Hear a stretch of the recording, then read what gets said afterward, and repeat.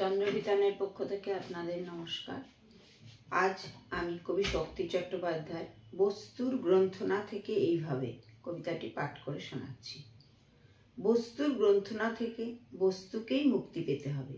মুক্তি তো দেবার নয়, প্রাণ দিতে হবে, নিতে হবে প্রত্যক্ষে ছিনিয়ে, অথবা গোপনে কোনো চুক্তির মাধ্যমে প্রাপ্য তার অবিসংবাদী প্রেম উপঢৌকনের মতো মেঘ, যারা ভেসে আসে কোনো খোলা মাঠে অব্যর্থ হাওয়ায়।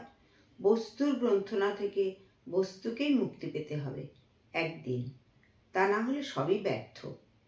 উদ্যোগ, উদ্যম, অভ্যর্থনা, জীবনধারণ ব্যর্থ সব কৃত্রিম প্রকৃতি। কায় ক্লেশে, দুঃখ সুখ, মনে পড়া স্বপ্নে, ঘুমো ঘোরে, বালকের দোলমঞ্চ, ভাঁটফুল, মর্নিং স্কুল, ব্যর্থ ক্ষয় রোগ, আর রক্তের ভিতরে তার খোলা। অমরতা নাম্নী ওই নারীটির ভ্রু মধ্যে তোমার চুম্বন দেবার কথা। দেব না কোনো একদিন এইভাবে। বস্তুর গ্রন্থনা থেকে বস্তুকেই মুক্তি পেতে হবে। নমস্কার। আমার দ্বিতীয় নিবেদন অমল প্রাসাদের জন্য। অসংখ্য শব্দের প্রাণ আমি নিজে প্রতিষ্ঠা করেছি।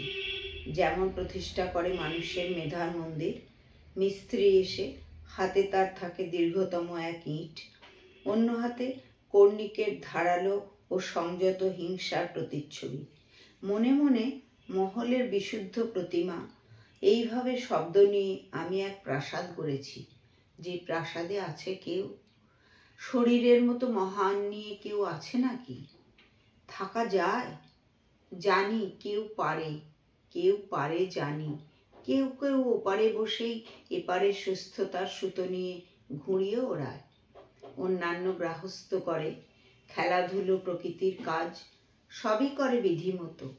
আমি নই তত শারীরিক, তবু আমাকে তৈরি করতে হয় অমল প্রাসাদ। নিজে থাকবো বলে নয়, মনে হয় তোমরা বাস্তু পাবে। নমস্কার।